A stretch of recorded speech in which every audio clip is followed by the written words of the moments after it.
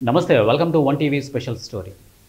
భారత రాజకీయాల్లో ఒక కీలక మలుపు దగ్గర పడుతోంది. ప్రధానమంత్రి నరేంద్ర మోడీకి వచ్చే సెప్టెంబర్ 17తో 75 సంవత్సరాల వయసు వస్తోంది. దీంతో ఆయనను పదవి నుంచి తప్పిస్తారనే ప్రచారం జరుగుతోంది.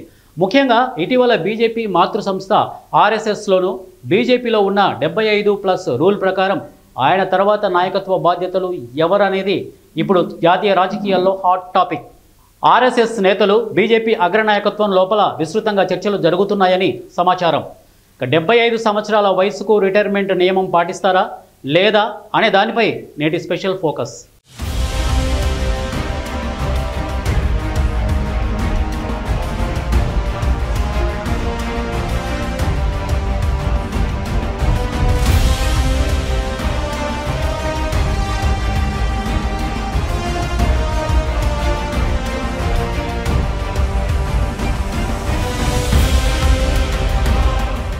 బీజేపీ నియమాలకు అనుగుణంగా 75 ఏళ్లు దాటిన నేతలు పదవులలో ఉండకూడదనే నిబంధనను మోడీ స్వయంగా పాటిస్తున్నారు.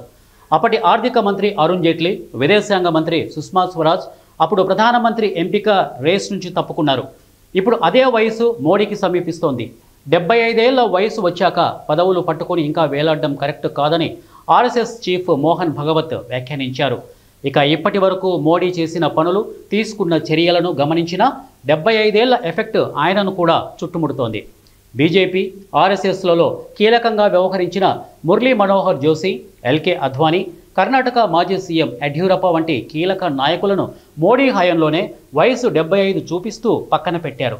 ఇప్పుడు తన దాకా వచ్చింది. ఈ క్రమంలో ఆయనంతకు ఆయన వ్యక్తిగతంగా తప్పుకుంటారో లేక ఆర్ఎస్ఎస్ జోక్యం చేసుకొని తప్పిస్తుందా అనేది చూడాలి. ఇదిలా ఉంటే ఆర్ఎస్ఎస్లో దీనికి సంబంధించిన కీలక పరిణామం ఒకటి చోటు చేసుకుంది. మోదీ కనుక ప్రధానమంత్రి పోస్టు నుంచి తప్పుకుంటే తర్వాత ఆ పదవిని చేపట్టే సామర్థ్యం ఉన్నవారు ఎవరు అనే విషయంపై అంతర్మథనం చేపట్టారు. ఈ ఏడాది అక్టోబర్ 2తో ఆర్ఎస్ఎస్ కూడా 100వ సంవత్సరంలోకి అడుగు పెడుతోంది. దీంతో ఈ సంస్థకు కూడా చీఫ్ను ఎంపిక చేయాల్సి ఉంది. ఈ పరిణామాల క్రమంలో తాజాగా ఆర్ఎస్ఎస్ భేటీ అయి ఈ విషయంపై చర్చించినట్లు తెలిసింది. దీని ప్రకారం మోడీ పోస్టుకు 2 కీలక నాయకుల పేర్లను ప్రతిపాదించారని తెలిసింది. బీజేపీ ఆర్ఎస్ఎస్లలో ఒక్కో నాయకుడి బలాబలాలు వేరు. కానీ బీజేపీ ఆర్ఎస్ఎస్ ఓ వర్గం కలెక్టివ్ లీడర్షిప్పై మొగ్గు చూపుతోందన్న మాటలు వినిపిస్తున్నాయి. అంటే ఒక్కరే ప్రధాన నేతగా కాదు, బృంద నాయకత్వం ద్వారా పనిచేయాలన్న ప్రతిపాదన ముందుకు తెస్తున్నట్లు తెలుస్తోంది. ఇక ఆర్ఎస్ఎస్ ఆమోదించేదే తుది అభ్యర్థిగా నిలుస్తాడు. మోడీ తర్వాత రాజకీయ భవిష్యత్తు రూపకల్పనలో ఆర్ఎస్ఎస్ పాత్ర కీలకం. ఇప్పటికే నాగపూర్లో కీలక చర్చలు జరిగాయని, కాషాయ ఆలోచనలు మారుతున్నాయని సమాచారం. బాహ్యంగా ఏ నాయకుడిపైన స్పష్టత ఇవ్వని మోడీ అంతర్గతంగా తన వారసుడిగా ఎవరిని సిద్ధం చేస్తారనే ఊహాగానాలు తారాస్థాయికి చేరుకుంటున్నాయి.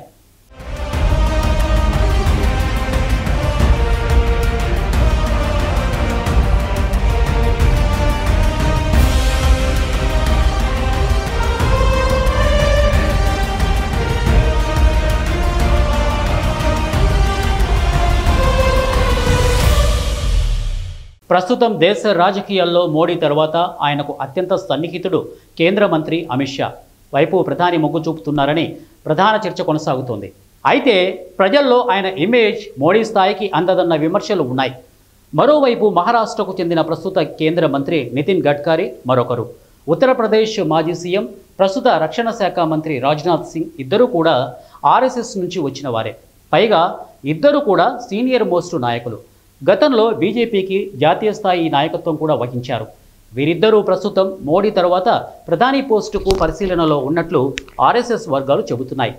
ప్రస్తుత ఉత్తరప్రదేశ్ ముఖ్యమంత్రి యోగి ఆదిత్యనాథ్ పేరు వినిపిస్తున్నా ఆయనకు హిందుత్వవాది ముద్ర ఉండడంతో కొంత వెనకపడ్డారని తెలుస్తోంది.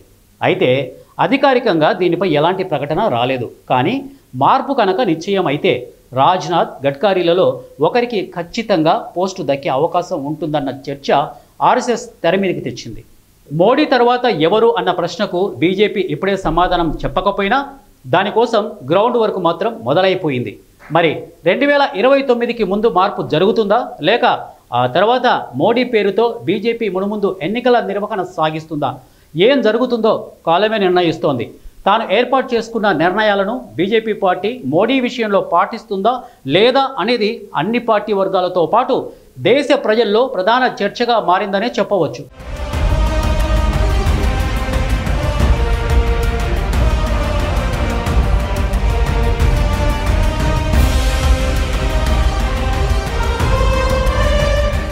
ఇది వాల్టి 1 టీవీ స్పెషల్ స్టోరీ. మరో స్పెషల్ స్టోరీతో మీ ముందుంటాను. Until then keep watching 1 TV news.